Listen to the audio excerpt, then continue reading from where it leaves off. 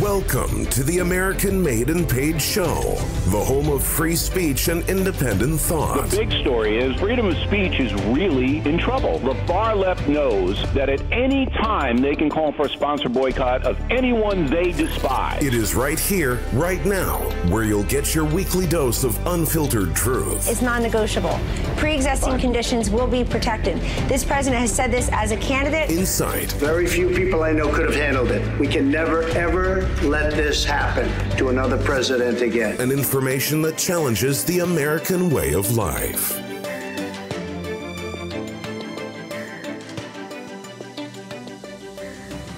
Hey everyone, welcome back to the American Made and Paid Show. Let's keep it casual today. How are you feeling today, Professor Dreg? Sometimes I feel like I don't ask you that every time you start the show. Well, I'm doing all right. I always, in reality, I always try, well, not try, I keep myself at a 5 all the time. Yeah, Why I'm is that? at a 5 because in the old days, I was always at a 10. So on a scale of 1 to 10, if you're at a 10, something happened and you're going to prison. Yeah. No, I know what you mean. Life like that, but it's a survival instinct. Like you don't realize like how amped you are all the time until something bad happens. And then I used to have a tendency of overreacting. Ah. But then You didn't have anger or temper problems, did you? Or you might have.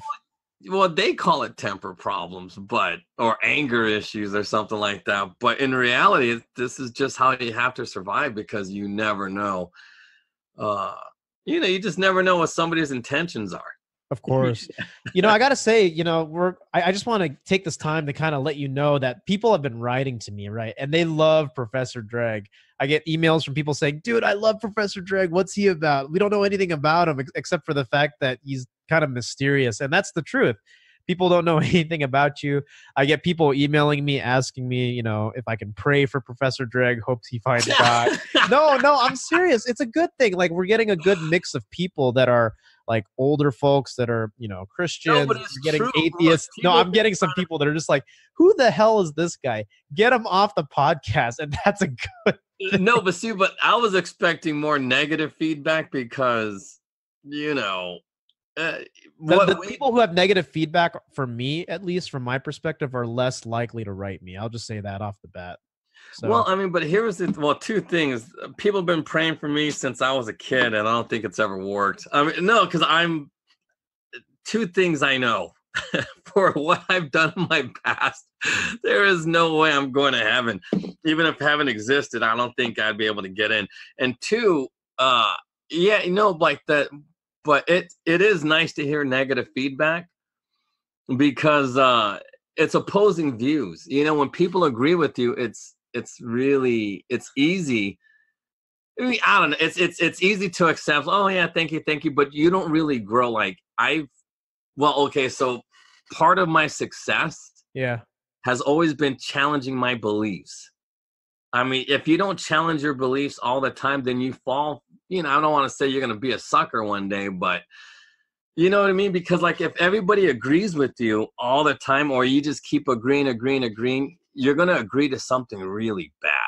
I agree with that. And I think that segues really well into what we may talk about today, because I think even just since we started this podcast, my view on conservatism and just the right and the left has remember our first episode? Let's just talk for a second. Our first episode was defining the political spectrum, right? Yeah. And the truth is there are progressive Republicans and progressive Democrats. And when people hear that, they go, no, how can you say that? If you're a Republican, you're one thing, you're a Democrat, you're another. But now I've started to realize, and I think it's also shown in my videos, right? I did a video where I talked about Farrakhan. I had some people disagree with me and they go like, how can you talk about Farrakhan? It's like, dude, your video was spot on. I don't know how anyone could disagree with that. You see that because you know better, but some people were just like, no, Farrakhan's evil. He says some bad stuff.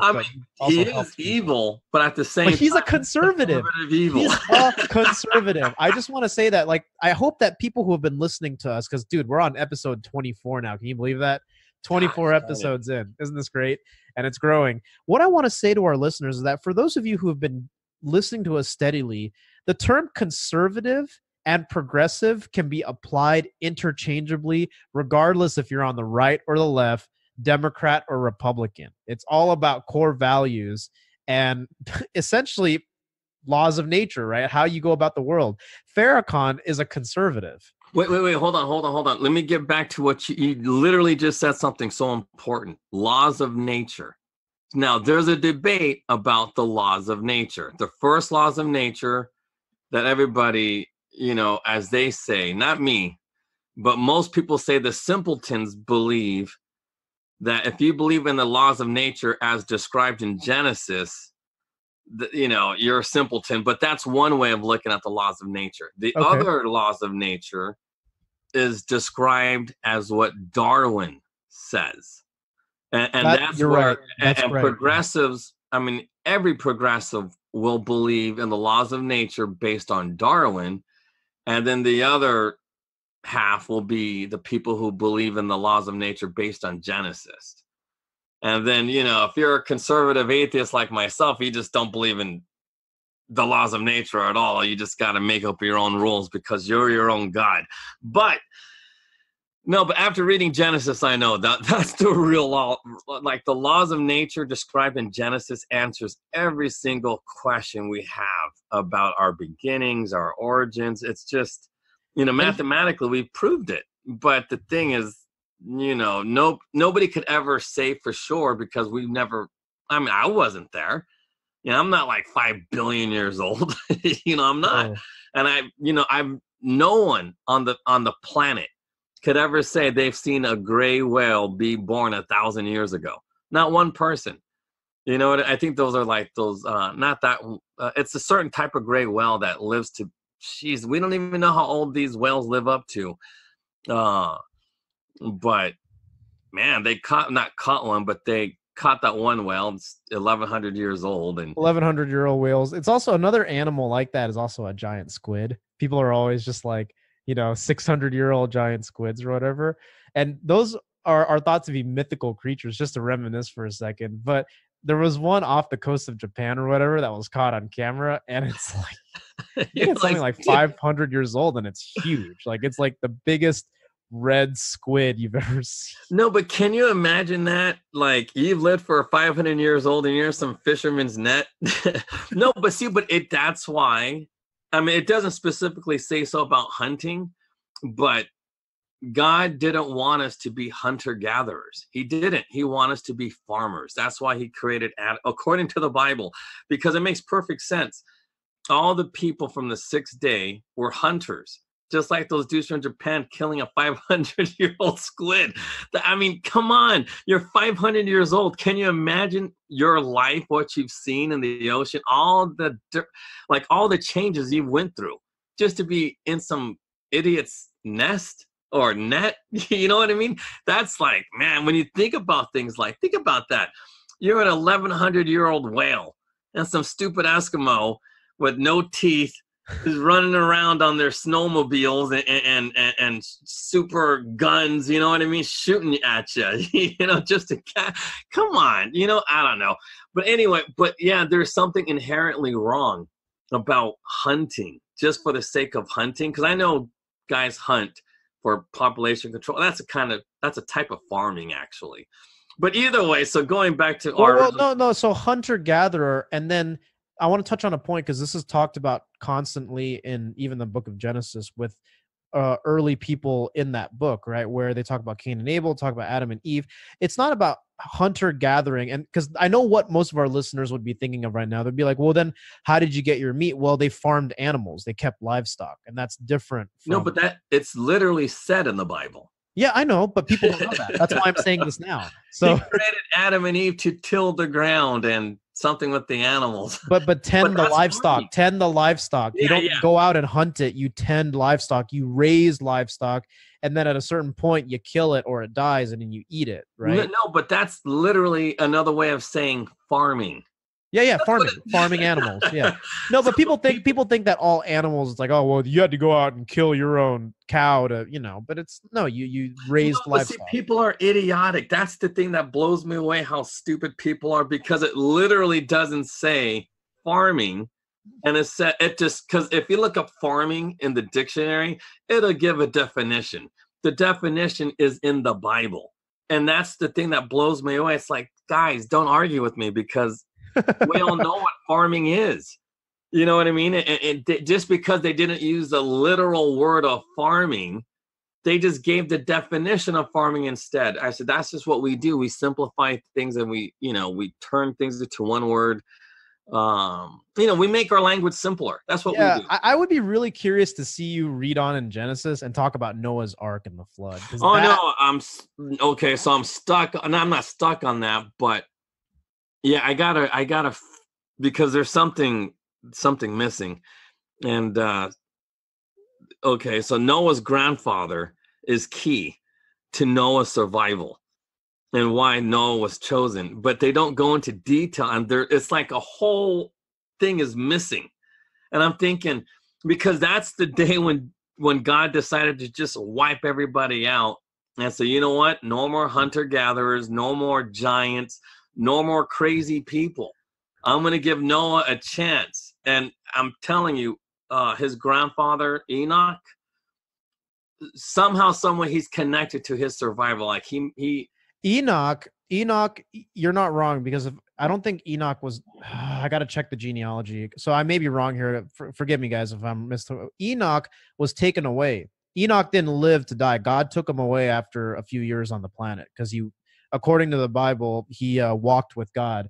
So he only lived like 300 years as opposed to living 900 years, and then God took him away. Yeah, but he saved Noah. That's his grandfather. And there's like something, it doesn't make any sense. And I'm thinking, shit, they took something out. Because there's a whole thing missing between why Enoch said to save Noah.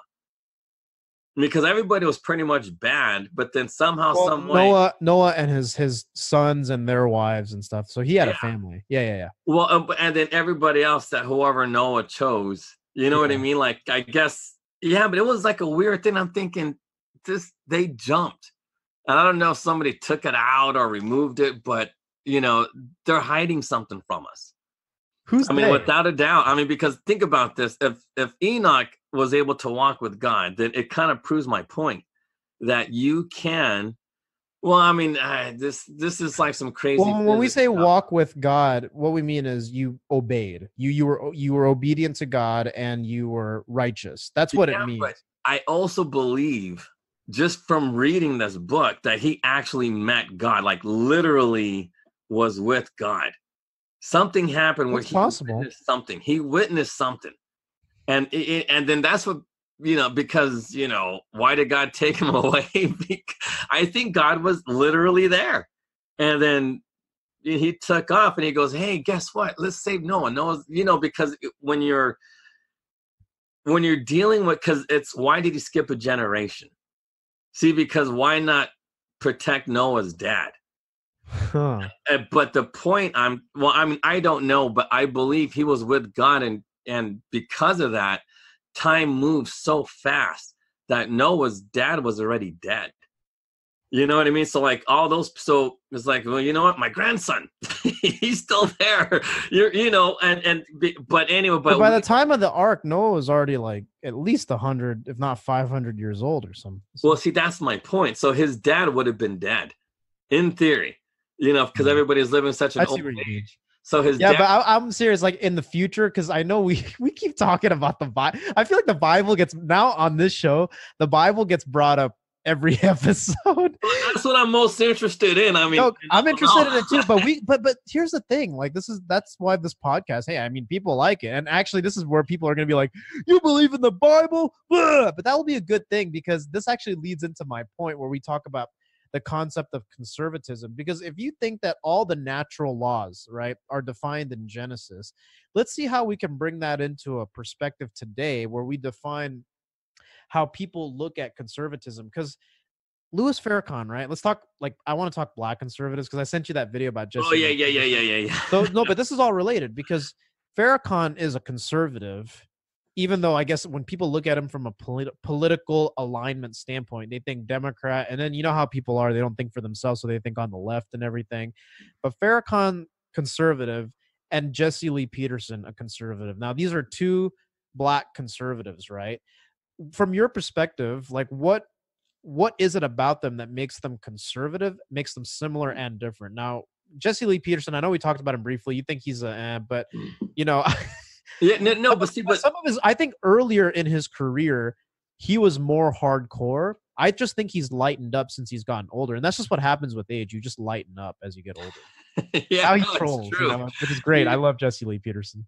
Okay, but here's my thing, and because like yesterday we were talking about the tiger moms a little bit. Oh, See, yeah. I will defend a tiger mom before I will defend a black conservative. And Why? Because Asian tiger moms are effective for their community. They're effective people. They, as much psychological damage they might do to their kids, at least those kids grow up to be successful. But then black conservatives, whether it's Farrakhan and I actually have more respect for Farrakhan than I do Jesse Lee Peterson, because Farrakhan, think about, okay, so I'm going to compare and contrast Farrakhan with Jesse Lee Peterson. But here's the sad thing. Farrakhan, deep down inside, is an evil, evil man. He is evil. He's evil. Yeah. And because he killed somebody, and then I don't want to. Okay, like when I say he killed somebody, he killed Malcolm X, and for what? Because Malcolm X was going to expose the truth. I don't know, but the point is, and he's done a lot of things like that. So. Original gangster, just like Abraham Lincoln was a gangster and George Washington was a gangster. And they were all criminals. It's just it's a reality. That's a reality. They broke the laws of England, which is why people don't understand. Like real conservatives tend to be criminals. Yeah, they're gangsters. But depending on history, you'll be considered evil or not evil. So anyway, Farrakhan, look, he's an evil man. He hates the Jewish people. Yeah. I believe he's confused, because he's always trying to straighten his hair. Just think about this. What kind of black man always straightens his hair? Like somebody who doesn't like himself, obviously. And that's the thing about being Muslim. See, now, Muslims, like we have spoken about before, they are the original Aryans based on Darwin's studies. So based on Darwin's studies, he claimed that all Muslims were the original Aryans, the Arabs and the people of the Middle East. They're not black. No, they're white, even by American standards. So if you're like, think about it, right? If you're from the Middle East, it's like you're white. Yeah, they're not Asian. So You're white. Yeah. Even Indians from India are considered yellow. So that's their race, is yellow. And so Darwin made the distinction that the people of the Middle East, even though it's in Asia, they are the original white people called Aryans. Yeah. And the Muslims, they held on to that. Like it was like, that's their bread and butter. And like they teach that Jesus is white. They teach that Moses is white. They teach everybody in the Bible is white, except for certain slaves. They call them Nubians, because they have to acknowledge that is a biblical country. But the way the Muslims see it, like Ethiopia was just its own little section, and they never traveled. They just all stayed in Ethiopia, But that's what Muslims believe. And then everybody else is white. That's just what they believe, and that's what they teach. And that makes sense though, because like when people always think Middle Eastern people are brown or all that, but it's like every time I meet people just casually from like Lebanon or from like, even Saudi, like it's just like, oh, what? You look white. Like you're blonde and you got blue eyes. Like what? A lot of them do. Even Jews, even Hebrews, like you're from Israel, but oh, well, that makes sense. You're white. You're a white man. Yeah, no, and the thing is, it's so anyway. But back to Farrakhan, how does that tie into he doesn't like himself because? Oh well, no. See, but here's the thing, like, so I believe whoever got to him, they say Elijah Muhammad was his teacher. Yeah, but he taught him to straighten his hair, do whatever he can to lighten up his skin. Like Michael Jackson. Michael Jackson didn't like being black either. So, But Michael Jackson had vitiligo. Well, that's what they say. That's what he claims. But I believe it was caused from a chemical reaction. He had a genetic mutation based on the chemicals he was putting on his skin. And that's also possible. It can be environmental. Okay. In fact, Okay. it is environmental. Yeah, I'm open to hearing that because I actually don't know. Oh man, like, let me just say it real A quick. lot of segue. people get that. Yeah, Michael Jackson was one of my heroes, but after that latest documentary, I was like, maybe people were right. I love Michael Jackson. Like, I love Michael Jackson. I don't know who doesn't, right? But Yeah, no, well, he Man, had tiger that sucks. parents. He did. Huh? Like, his dad would be a tiger dad. yeah, no, yeah. What was But his name? at the Joe same Jackson? time, Yeah, you that know, he's still alive too, which is crazy. Oh, he was abusing me. It's like, bitch, you were like so talented, and he focused you guys, and all you're doing is complaining. Yeah, no, but Michael Jackson was messed up in the head. He just, I mean, no grown man. Oh, children are children. They're nothing special. Everybody has kids. You know, it's not that great. But anyway, I mean, it's great to have children and see your kids do better than yourself. But beyond that, it's not like, oh yeah, this is, you know, I don't know. I mean, it's just like anything else in life. You have a kid, you have a kid. You know what I mean? It's weird. But Michael Jackson's fascination with children was really bizarre. Because, you know, but either way, that's neither here nor there. But going back to Farrakhan, the main reason why he's evil is because he hates Jewish people. And there is no need for that. Like, it doesn't make any sense. Yeah. You know, I think that Jewish hatred, I don't understand it. I don't know why it's even warranted and why people feel that way. Even a lot of identitarians. Well, no, I know why. I mean, but I don't know because it doesn't say so in the Bible. But just for me, and it's not because I'm black, because a lot of people say, oh, dude, you're black. This is why you're thinking this way. But just based on what the Bible says about the location of the Garden of Eden, it just seems to me that it was Ethiopians. You know, that the people look like Ethiopians because it was literally like a couple of clicks away from Ethiopia. You know, like maybe less than a mile and a half. Like Ethiopia, and it's an entire country, and the Garden of Eden is right there. And I'm thinking, how can they not look like Ethiopians if that's like literally the first country in the Bible? So it just makes sense that they would be Ethiopian looking, you know. And then Ethiopians, they don't have like a standard black nose. They have like those pointy noses, you know, like the way white, you know, like those white boys have those pointy noses. Yeah, they're not big and round like. Yeah, that's what Ethiopians have. And I'm thinking, yeah, it just kind of makes sense just from what you see of how humans look like, and like the proliferation of, you know, how Moses was able to just spread, you know, his followers. So if they were all Ethiopian looking and they just had kids from whoever was around, I don't know, it just makes sense that everybody would have came from Ethiopia, or, you know, where everybody looked like Ethiopians. Well, Ethiopia is mentioned explicitly as it is in Genesis, like Ethiopia. Yeah, just no, like but here's my point.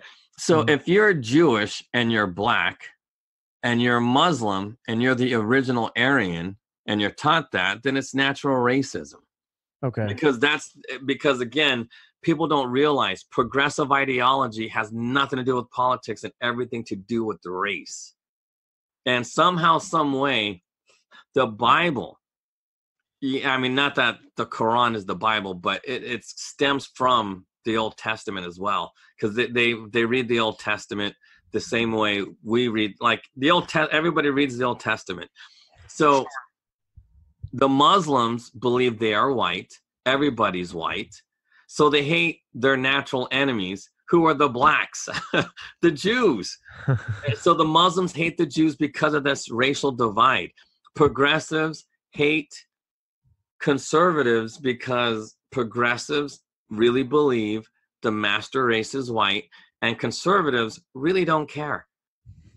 They're like, we don't care. We're Christian types, and Christians are, you know, believe, like most Christians I know they don't even get into the debate of Jesus is white or black. They don't care. Like today's Christians, they don't care. Like I talked to this one dude, and he told me, he was like, yeah, at my church, we don't even have a picture of Jesus. Well, so I'm glad you brought that up, Epiphany time, because this is always good to know. Is it possible that progressivism, right, that has not just manifested itself in politics, but the racism behind it has also led to images of Jesus being propped up, which in my terms, if you let me finish, is idolatry, right?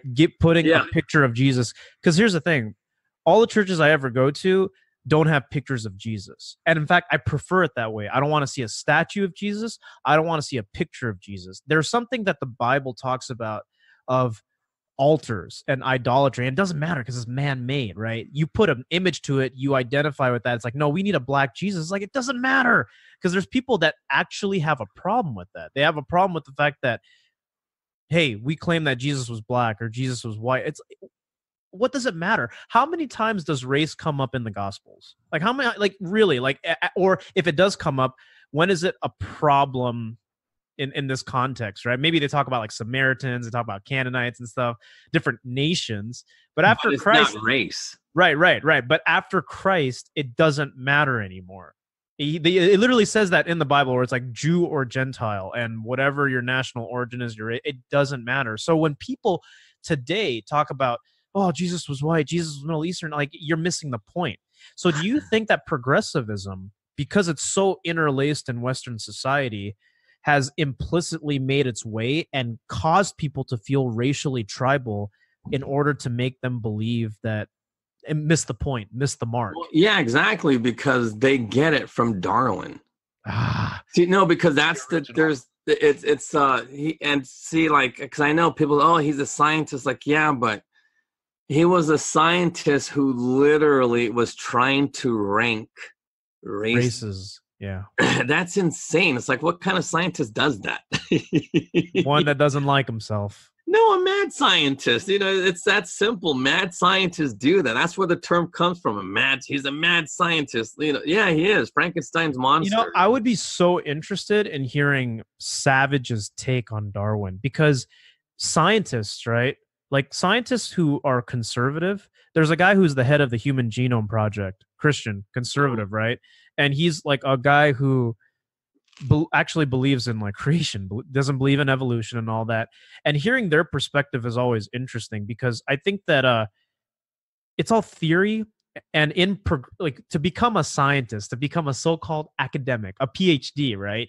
You kind of have to go through the system where certain things that have been accepted as scientific theory, not scientific method, but scientific theory, is just part of the foundation you build further research on. But it's built on lies. It's built on racism. So when you come out and say, well, no, this is what I was learning in school, it's like, well, progressivism took over the academic institution in the early 20th century. But that's what I'm saying. And I want to get that clear to people. It's like, you may have a PhD, but like, that doesn't matter. Like, so when I said it's useless, it's useless. When I say Savage, I mean, because Savage is a conservative, right? And he did all these like botany studies. I'm sure that with his way of approaching things, I don't see how this guy could also be someone who believes in Darwin. Maybe he doesn't. I do know he's a Jewish, like, he comes from the Jewish faith. Yeah. But he's not religious, because, you know, so I don't think he has a take on Jesus himself. He's just. Have you read that new book that he wrote, God, Faith, and Reason, or something? No, I don't read books. No, because you don't want to be influenced. Like I love Savage only because I know his history. I know his work. His work is, dude, it's in like it's in like 3 different museums in Europe. Like, people go and, you know, study his work to this day, because it's, you know, I don't want to say he's the one that discovered like the medicinal, but no, I guess he did discover many medicinal purposes of plants, you know. And I think his research spawned the research at the Scripps, you know, the UC San Diego Oceanography Department, the Kellogg Scripps department. Yep. Dude, it's amazing, like, the work they do, and it's all because of Savage. And I know he doesn't get any credit for it, but yeah, I mean, but I don't want to read his stuff, because then you know, like if you want to have an original thought, which it's hard to do these days, it's really hard, you know. No, of course, but you read case laws and all that. Yeah, but that's just history. Yeah. See, like case law is literal history. That's where I get my history from, is from the case laws. And even that's tainted because it's not really that accurate. It's still just opinions of what was going on. But, you know, kind of like that's how I see the Bible. I see the Bible as case law because it's, you know, it's a bunch of laws and it's people's perspective on history and what was, you know, there. Because like Jesus was, man, like he would have made a good lawyer. You know what I mean? He would have. But yeah, so that's how I see the Bible. When you read the Bible, it's like case law. But like the one book I do have of Savages is healing children naturally. Healing children naturally. Yeah. It's a cool book, man. It's his medicinal studies, you know, and then stuff to heal children. And the formula is to Monster energy drink or Rockstar energy drink. Well, I mean, it doesn't have that. No, but it actually does. Like you could probably you said no, but then wait a minute. It does actually. I mean, but it's not the actual formula, but there's a lot of stuff in this book. I mean, because okay, so the book. Okay. Here's the negative about Savage's book. It's sloppy.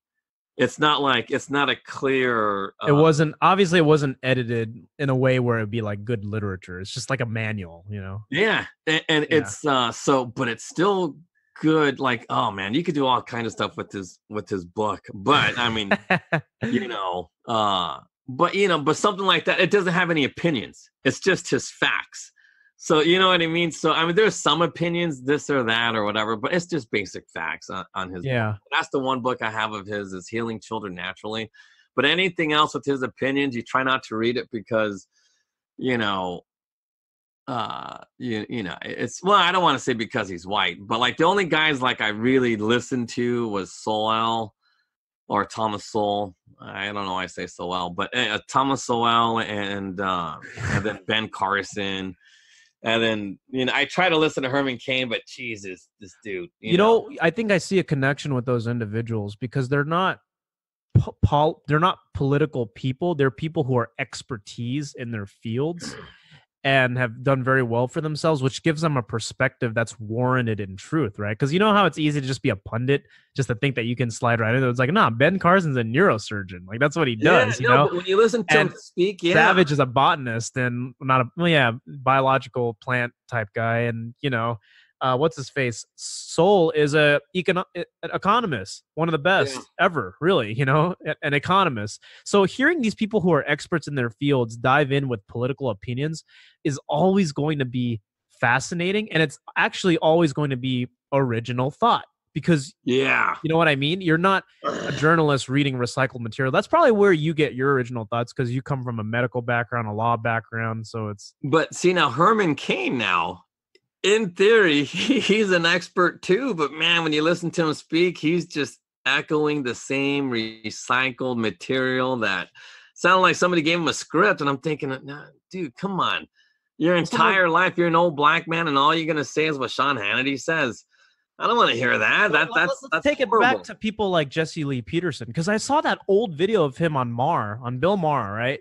And that's the thing is I think he was harder edged back in the day, like in the 90s, like because he's been around a long time. Jesse Lee Peterson been around for decades. You know, well, see, but went up against Al Sharpton and Jesse Jackson and all that. Well, but this is why I like Farrakhan more than I do like Jesse Lee Peterson or Larry Elder or any of those guys.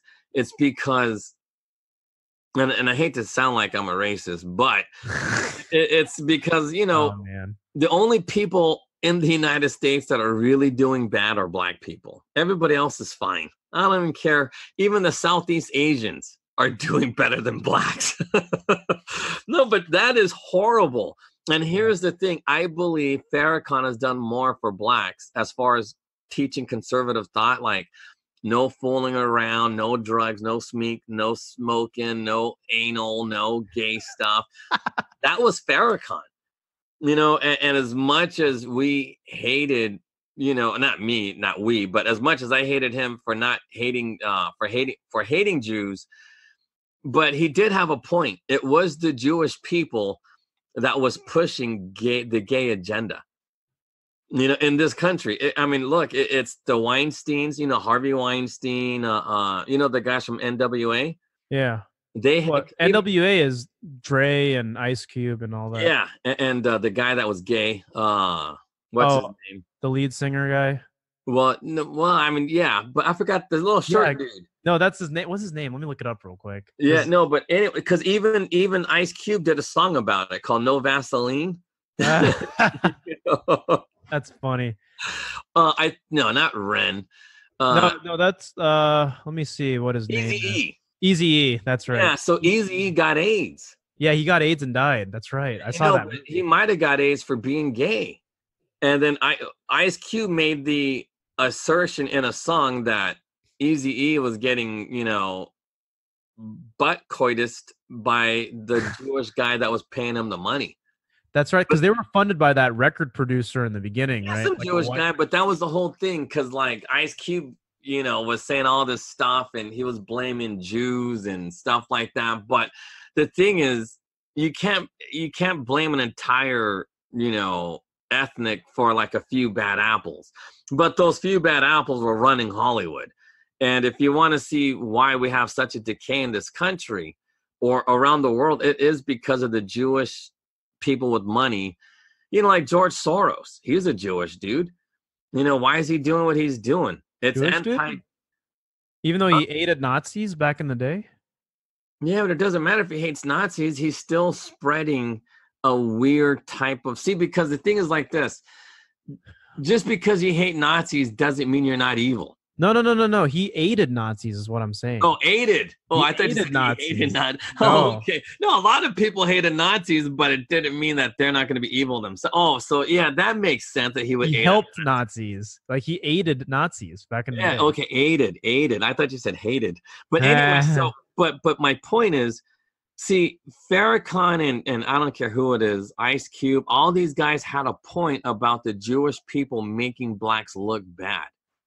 And I believe it's because black people were the last people to accept, anal sex. It's just not what black people do. Why would the Jews push this agenda? Well, is it because they have control of just the mainstream and the entertainment? There's no denying that. I don't think there's a conspiracy. They're suicidal. Look at Woody Allen. Woody Allen is one of those suicidal type of Jewish dudes. He's if you look at Woody Allen, you'll understand all of the, powerful Jewish people running media and entertainment and whatnot. They all think like Woody Allen, all of them.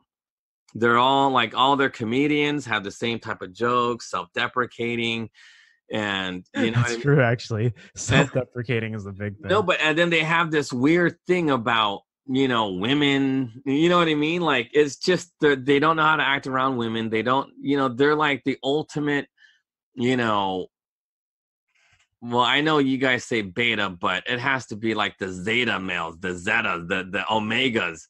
It's the lowest level of male is what Woody Allen is. And so they get these weird perversions. And that's true. With Woody Allen is especially screwed up because I think he married his daughter or some stuff. Yeah, something like his Asian stepdaughter was and she was a minor or something like that. Yeah, it was messed up. He was grooming her from a young age and all that weird stuff. Yeah, see, but that's the thing. That's Hollywood, yeah. It's the casting couch and all this stuff. And it came from Jewish people. If you're looking at it from a black perspective, like Ice Cube or somebody, and you're trying to make it in the media, and all these dudes are saying, and they're all Jewish. I'm like, hey, look, man, you're going to have to suck my cock, or, those are the types of things you got to do to be a famous. And because that one song, No Vaseline, he's talking about how the dudes were wearing makeup and, that's what they were trying to do, make them wear makeup and all kinds of crazy stuff. And I'm thinking, trying to make him effeminate. And then Ice Cube's I ain't having none of that. You know what I mean? He's but he stuck with his, his image. It's no, I'm hard. I'm not doing this. This is wrong. So you know, if you look at it from a black perspective, it's easy to see why you'd be anti-Jew, because it was the Jewish people that brought a lot of negativity into the ghettos. I see. You Okay, know, so whether it would have been cocaine or whatever. is that something that was specific to Louis Farrakhan, or was that something that was taught by Elijah Muhammad back in the day as well?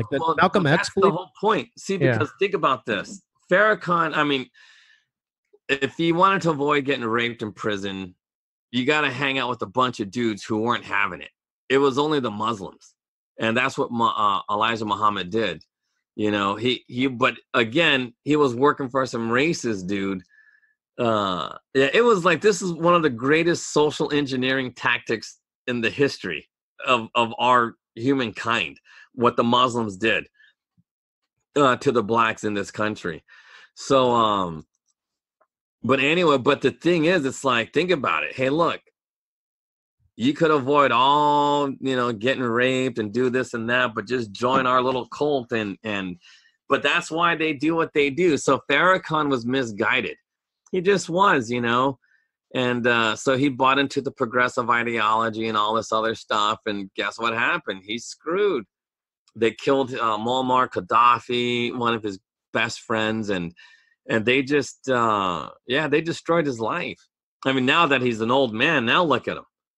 You know, he's shunned, he's banned, everybody hates him. I don't know about everyone. Nation of Islam is still a very growing, huge black movement, you know. Yeah, I mean, they lost their luster because now they got, like, you know, Black Lives Matters has kind of been replacing. Yeah, I don't know. Black Lives Matter, huh? Think about it. Who's really still back in the NOI? Nation of Islam? No one. I mean, you know, the views turned on them.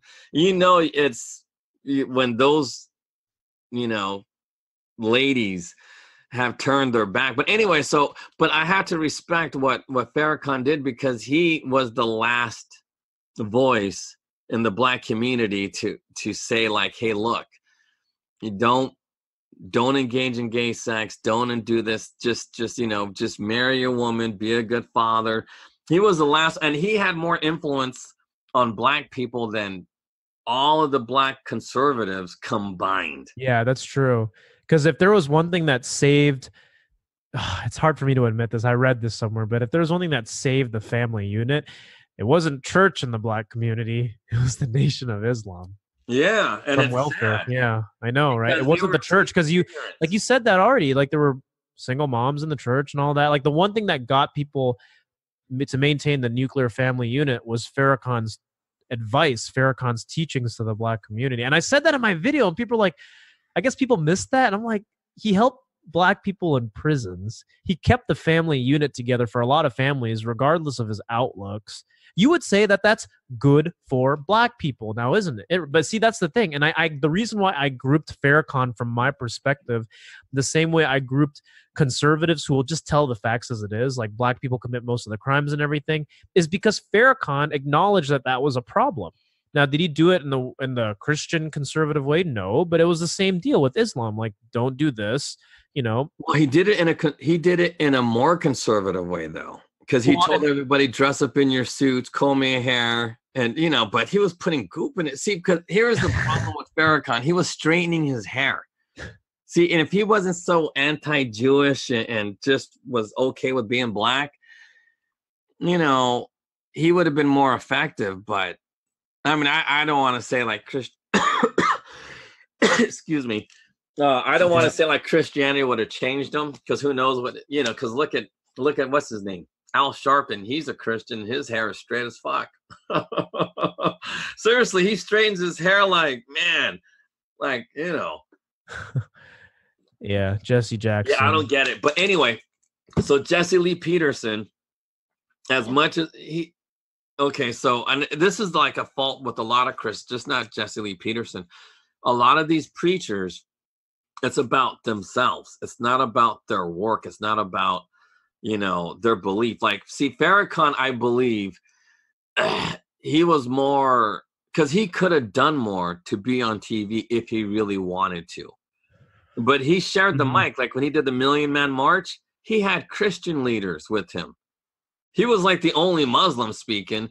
Everybody else was Christian, you know. But the thing is, it's like these Christian leaders were like Jesse Jackson, Jesse Lee Peterson, all of these preachers or, you know, men of God or Jesus or whatever. It was about themselves.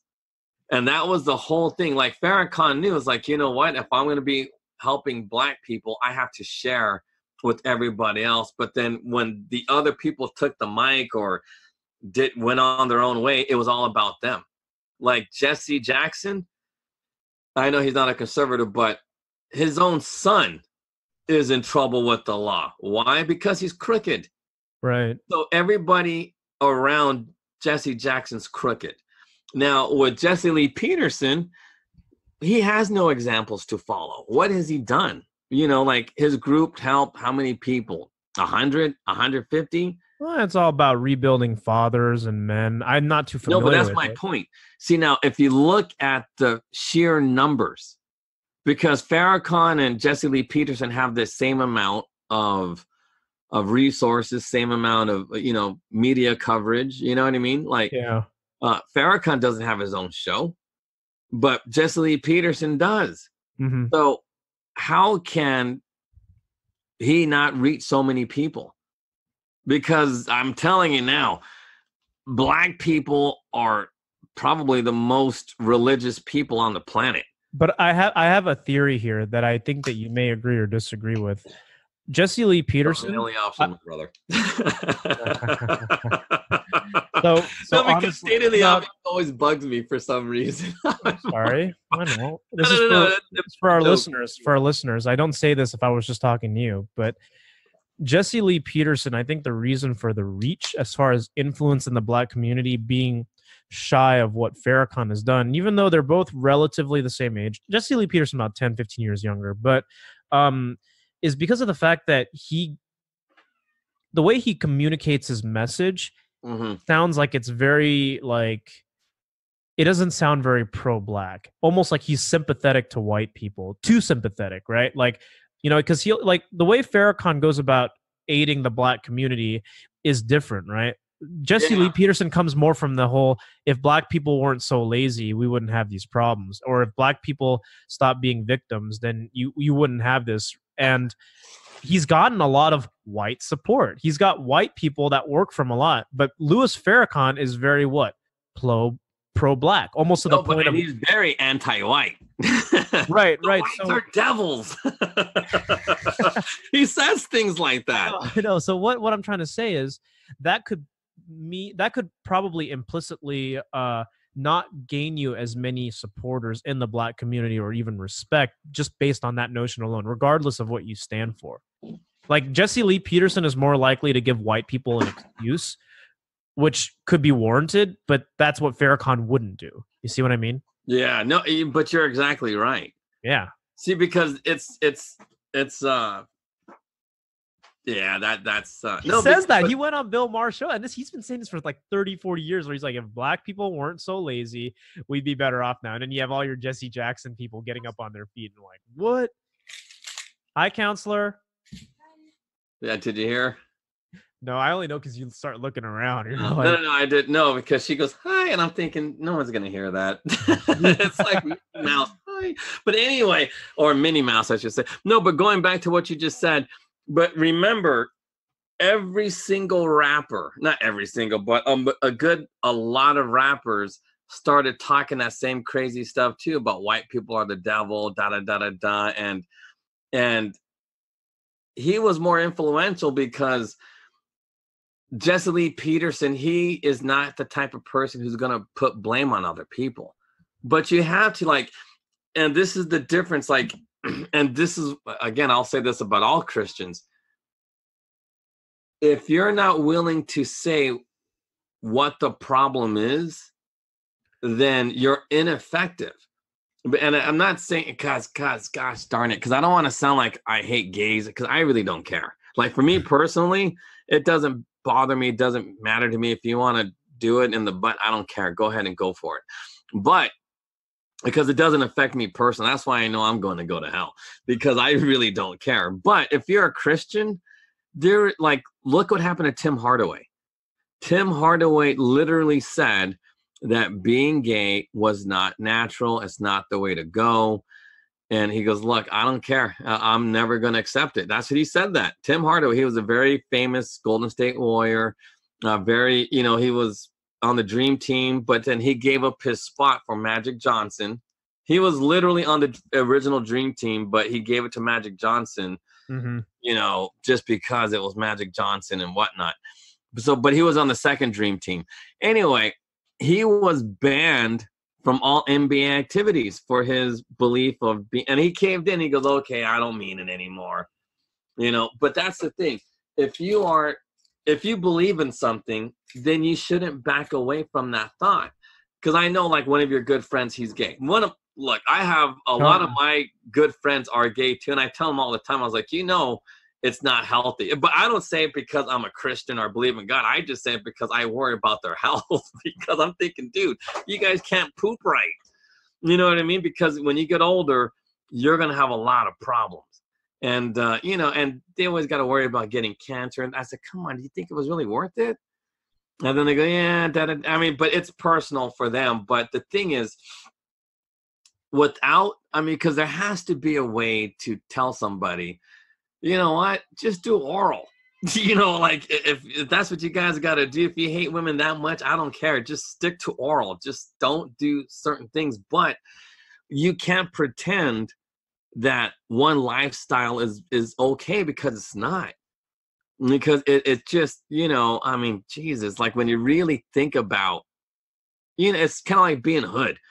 Like whenever I see all these people, I say, dude, yeah, come on, man, pull up your pants. Well, I don't want to say pull up your pants. I don't want to sound like old, but I always tell everybody, look, read a book. Don't read a comic book. Don't read a book on opinions. Read a real book with facts. And that's what Christians don't do. See, conservative black men don't do that. All they say is fix yourself. It's more than that. You just can't. You can work as hard as you can, and being black, it ain't gonna work because the police treat you differently. When you go to a store, people treat you differently. When black people go to a restaurant, everybody knows they're not gonna tip. But it's the truth. It's like, because it's blacks get treated differently, and the thing is, the only way to change that is because just like Europeans don't tip. When Asians first came here, they never tipped. But guess what? You can change your perception. Now everybody knows Asians are the best tippers. Why? Because they assimilated. Not that blacks need to assimilate, but man, they got to assimilate to the 2019 versus. Are you serious? Black people don't tip? Hell no, they don't tip. It's like, my God, it's like the worst. Oh, man. And you would know, being in that restaurant industry. Yeah, no, they're the worst tippers. They tip like that. Okay, so Asians tip like 30%. When you go to the bar, they tip heavy. Maybe because they can't hold their liquor too well. But man, when they start 2 drinks, boom, they're throwing money, just throwing money. And then God, okay, so Persians don't tip. So blacks are the worst tippers. Persians are way bad. And then white people, it depends. Like if you got rich white people, they won't tip at all. They want everything for free. And so they're like, don't you know who I am? I'm the owner of Microsoft. It's like, I don't care.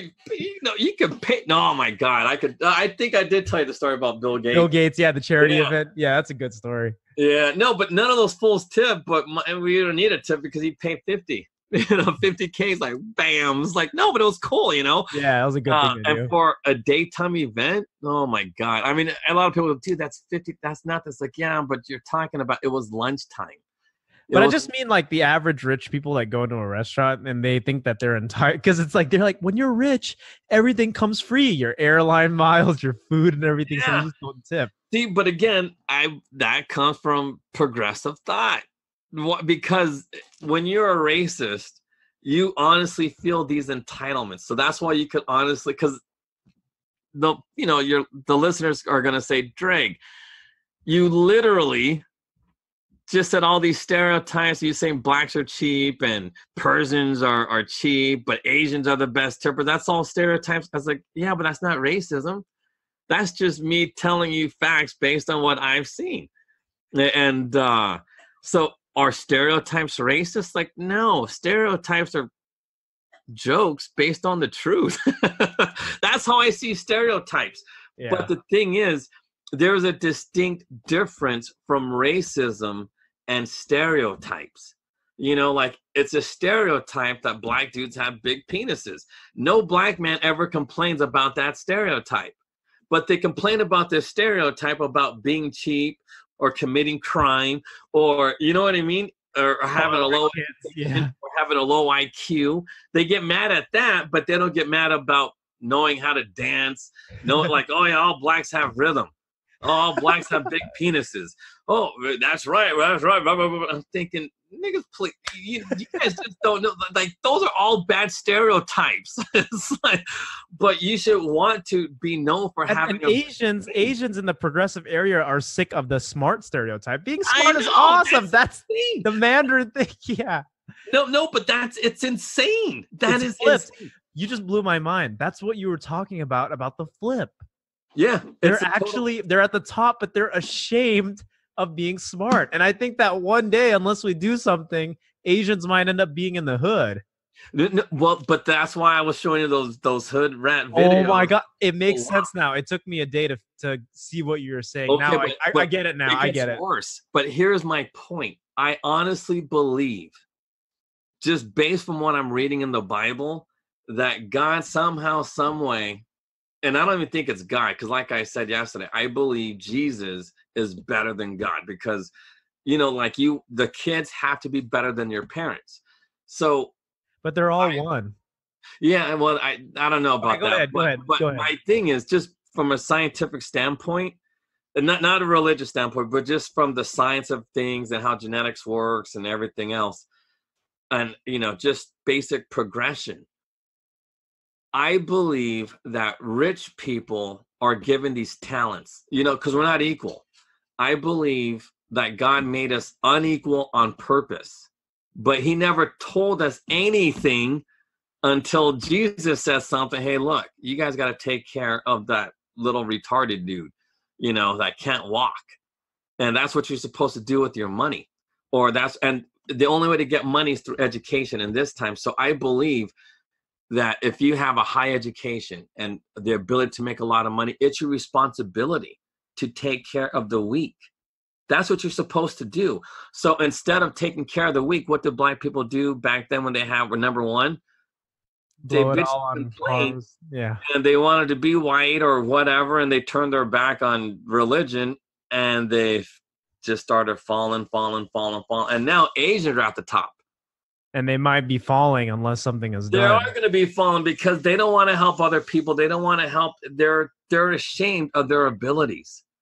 Oh, this is making so much sense. You're ashamed of your abilities. How are you going to help anybody when you're ashamed to do it? When you're rich, when you're powerful, when you're educated, you're supposed to help the stupid dude.